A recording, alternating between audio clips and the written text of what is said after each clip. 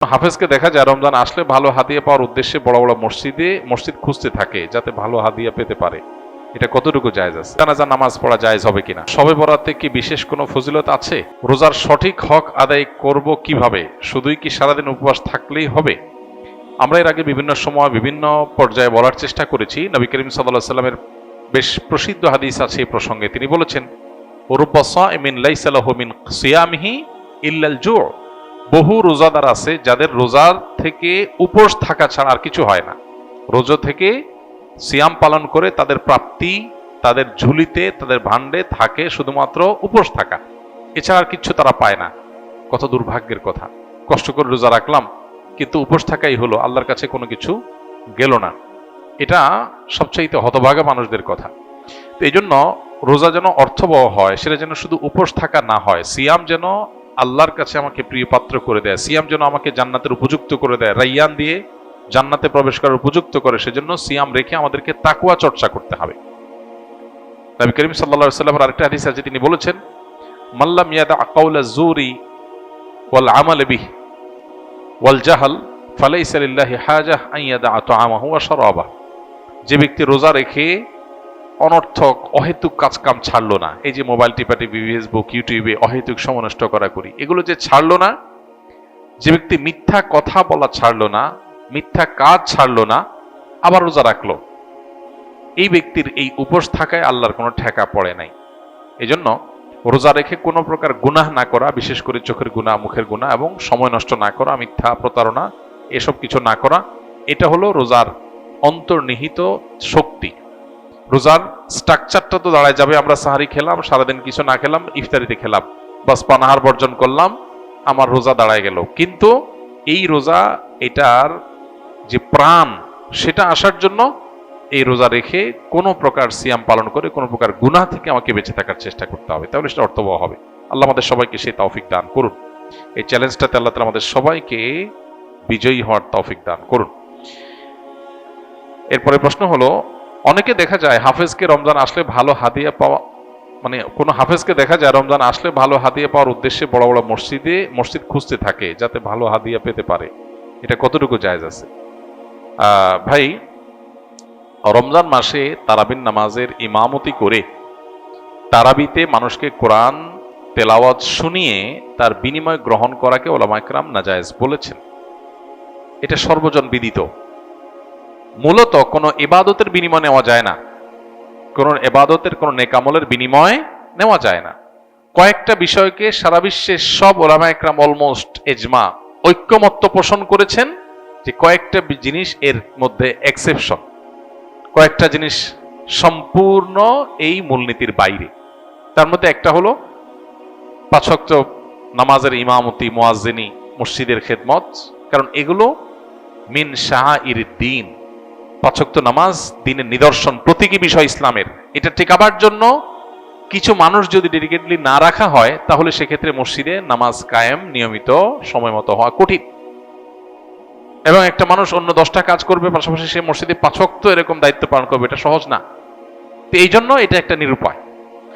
আরেকটা হলো, মানুষকে দ্বীনি শিক্ষা দেওয়ার জন্য ওয়াজ, নসিহত, তালিম, তারবিয়ত, শিক্ষকতা, মুদাররিসি, এগুলো দ্বীনি কাজ, এগুলোর বিনিময় নেওয়া মৌলিকভাবে জায়েজ নাই। কিন্তু এটাও সর্বসম্মতিক্রমে উলামায়ে কেরামের এক্সেপশনের মধ্যে রয়েছে, অর্থাৎ জায়েজ। কেন? কারণ দ্বীনি ইলমের চর্চা যদি না থাকে, দ্বীন থাকবে না, এবং এটার জন্য ডেডিকেটেড মানুষ না থাকলে এটা টিকা থাকা কঠিন। এই জন্য এখানে বিনিময় নেওয়া জায়েজ।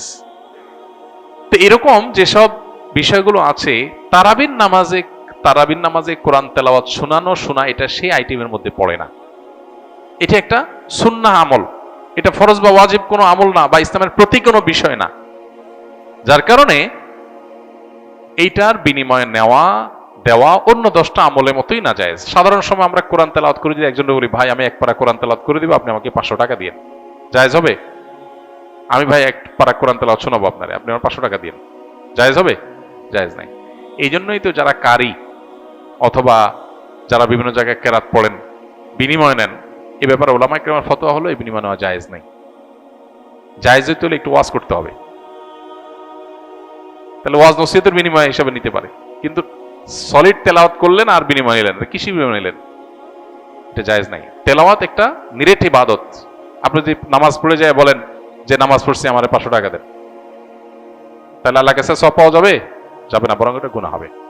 এই মূলনীতির আলোকে তারাবির নামাজে হাফেজ সাহেবরা আপনার কোরআন কারীমের তেলাওয়াত শুনিয়ে বিনিময় দেওয়া নেওয়াকে উলামা ইকরাম নাজায়েজ বলেন।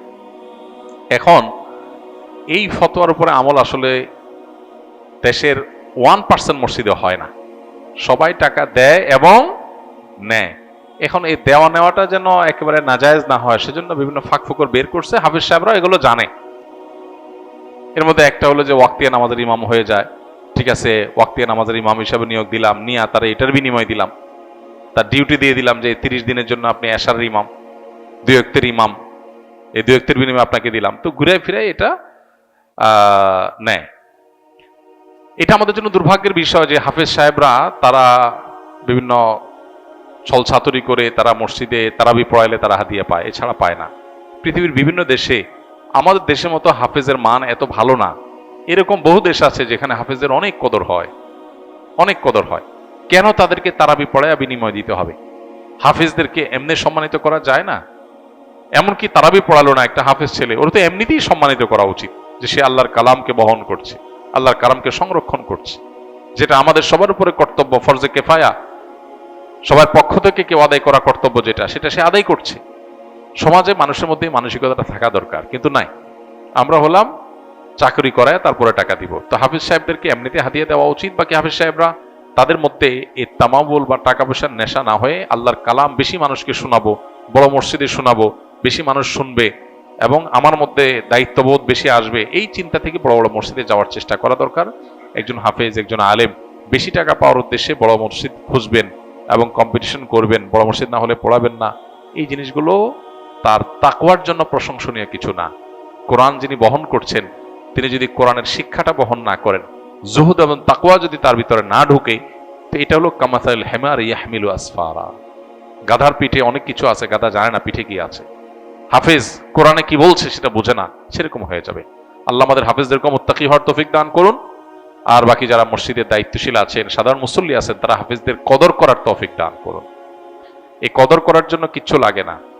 বহু মানুষ আছেন সমাজে, মসজিদে লাখ লাখ টাকা মাসে খরচ করে, তার মসজিদে একটা হাফেজ ছেলে, মাদ্রাসার ছাত্র, গরিব ফ্যামিলি, ওরে 50,000 1 লাখ টাকা একজনে দিয়ে দিতে পারে হাদিয়া। এরকম বহু লোক প্রত্যেকটা মসজিদে শহর অঞ্চলে অন্তত আছে। কিন্তু না, আমাদের কলিজাগুলো অনেক ছোট। ওই তারাবির চান্দা ছাড়া আর কিছু দেওয়ার মানসিকতা আমাদের হয় না। খুবই দুর্ভাগ্যজনক বাস্তবতা। দেশ থেকে তো অনেক ভাতা আছে, হাফেজ সাহেবদের জন্য রাষ্ট্রীয় টাকা থেকে ভাতা দেওয়া উচিত মাসে মাসে। যারা ভালো হাফেজ হবে তাদেরকে প্রণোদনা, যারা তার কোরআনের হামেল হতে পারে, কোরআনের সংরক্ষক হতে পারে। আল্লাহ তাআলা সেরকম পরিবেশ আমাদের গড়ে তোলার তৌফিক দান করুন। জানাজা নামাজ পড়া জায়েজ হবে কিনা? ভাই, এটা আমরা এর আগে বেশ অনেকবার বলেছি। গায়েবানা জানাজার এই পদ্ধতিটা রাজনৈতিক পদ্ধতি। গায়েবানা জানাজা মূলত রাজনৈতিক জানাজা। এটা কোন জানাজা? রাজনৈতিক জানাজা। যে লাশ নিয়ে অনেক মহড়া দিতে হবে, অনেক ভোট কালেক্ট করতে হবে, মানুষের ইমেজ ক্যাচ করতে হবে, এজন্য যত বেশি সম্ভব গায়েবানা জানাজা করো। নবী করিম সাল্লাল্লাহু আলাইহি সাল্লাম গায়েবানা জানাজা পড়েছেন, যার তিনি ছিলেন কে? নাজাশী। ইথিওপিয়ার নাজাশী ভিলেজ এখনো আছে, ওই ভিলেজ ওই নামেই আছে, নাজাশী ভিলেজ, এবং ওনার কবর ওখানে আছে। আমরা যাওয়ার চেষ্টা করেছিলাম, বাট পাশে যেতে পেরেছি, ওখানে যেতে পারিনি। তো নাজাশী বাদশাহ তিনি ইসলাম গ্রহণ করেছেন, কিন্তু তিনি যেখানে মারা গেছেন সেখানে কোনো মুসলমান ছিল না, তার জানাজা হয়নি। তাকে দাফন করা হয়েছে খ্রিস্টানদের পদ্ধতিতে। নবী সাল্লাল্লাহু আলাইহি সাল্লাম তখন মদিনা থেকে তার গায়েবানা জানাজা পড়েছেন, কারণ তার জানাজা হয়নি। এই জন্য ফুকাহে কেরাম বলেন, কারোর যদি কোনো মুসলমানের কোথাও মৃত্যু হয়েছে সেখানে জানাজা হয় নাই, তাহলে দূর থেকে অন্য মুসলমানরা তার জানাজা গায়েবানা পড়বে, এটা ঠিক আছে। কিন্তু একটা আস্ত জানাজা হয়েছে, এখন আরো 500 জানাজা পড়তেছেন, কি গায়েবানা জানাজা, এটা শরিয়া অনুমোদন করে না। এটা হলো রাজনৈতিক জানাজা, এটা শরিয়ার জানাজা না।